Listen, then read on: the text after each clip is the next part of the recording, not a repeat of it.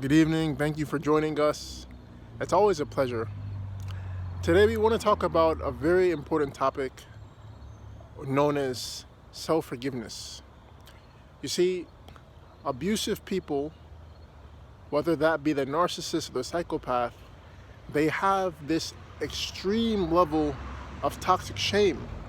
Now, shame is so painful an emotion, it's so close to death that they don't want to deal with it. They don't know how to deal with it in a healthy way.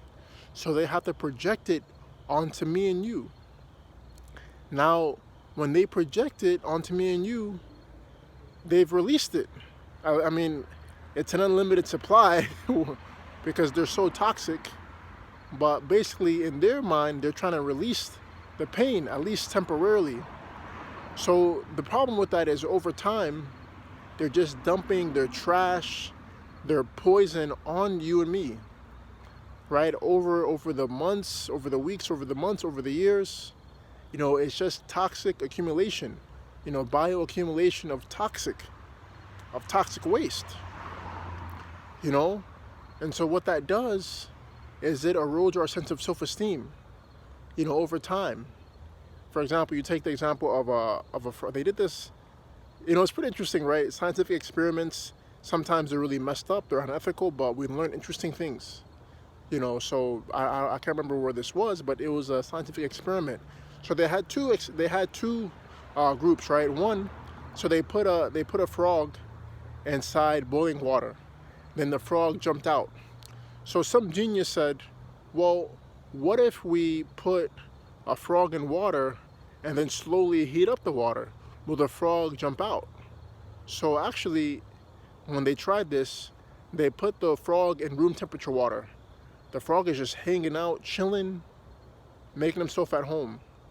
And then they slowly increase the temperature over time to the point where the water began to boil, but the frog was already dead. You see, because the water temperature increased bit by bit, right? It was so subtle of an increase, of a increment, that the frog didn't even notice it was being boiled alive.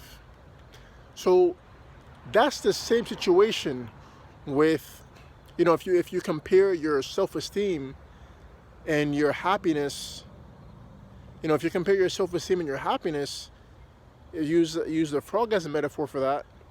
And then the narcissist and psychopath, their abuse is the water slowly boiling over time, right? Being in their company, being the target of their abuse, of their lies, of their manipulations, of their, emotional, physical, verbal attacks. So what that does over time is it slowly kills and erodes your sense of self-respect, self-esteem, humanity, dignity, so subtly and slowly that you don't even realize it's happening until it's too late. So that's the issue. So identify, realize that, okay, that happened, but forgive yourself. Yes, they're very strategic, and they were, sometimes they were blessed with intelligence, but they're using it in a way to curse themselves. So know that whatever they put out is going to come back to them much worse, right? It doesn't end well for them. It never does. So don't worry about that. Don't worry about getting revenge or paying them back. Life will take care of them. Don't worry. God will avenge you. The karma is just going to come back at them 10 times, sometimes more. But when we're healing ourselves,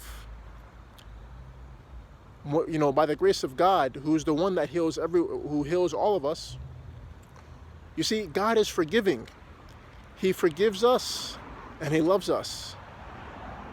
So we're supposed to remember we were created by God. He blew into Adam from Himself. And so He wants us to be merciful as He's merciful. He wants us to be loving as He's loving. So as He loves us, as He's merciful with us, we also have to be loving and merciful with ourselves. Yes, it sucks what was done to us, what was done to you and me by a narcissist or psychopath, potentially someone we were trying to help, potentially someone that used their relationship with us, whether that be, that of a significant other, of a parent, of a sibling, of an aunt, uncle, best friend, whatever you name it. And they might have, they might have taken advantage of our compassion, our love for helping others, our concern for others' well-being. These are good qualities. So we don't tell ourselves, I'm never gonna be generous again, or I don't trust people anymore. That's a natural human mechanism. Yes, we can't trust everybody. Yes, we can't help and save everybody. Yes, that's true.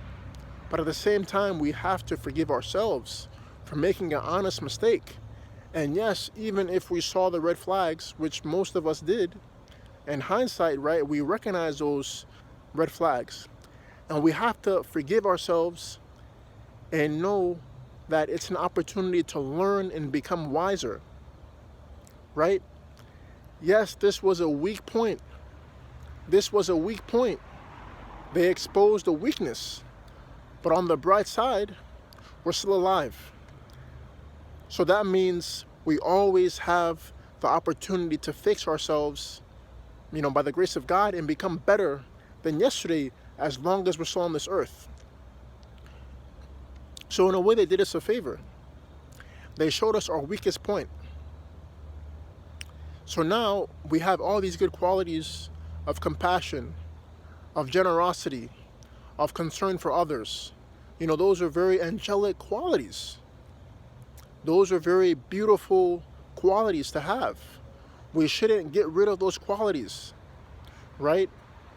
Those qualities are greater than the psychopath. Those qualities are greater than the narcissist.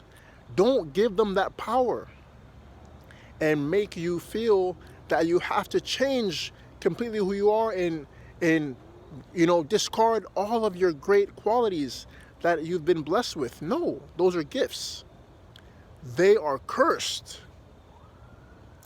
They're only able to harm you and to abuse you and us, to add to their weight of bad deeds so they can be punished more in this life and in the next life. Trust me, they're not going free. They're just worsening their case in front of God. That's all they're doing. They're just digging their own grave. So don't worry about them. God will take care of them in this life and then in the next life. You can still pray for them. God bless you for that. But we have to forgive ourselves. Without self-forgiveness, how can we move forward? We slipped, we made a mistake, but we have to have a growth mindset, right? You see, having a growth mindset, it means that we're always learning. We're always learning and improving and becoming better. We made that mistake or mistakes, but we should not become wounded from that. Okay, it's natural to be wounded, but look at those wounds and heal them and use that, and let's become wise. So ladies and gentlemen, please forgive yourself, love yourself, honor yourself, and let's take this as a lesson to become wise and not to become wounded. Please subscribe and share this with, your friends and family, people, anyone that needs to hear this important, urgent message. Thank you. Peace and blessings upon you.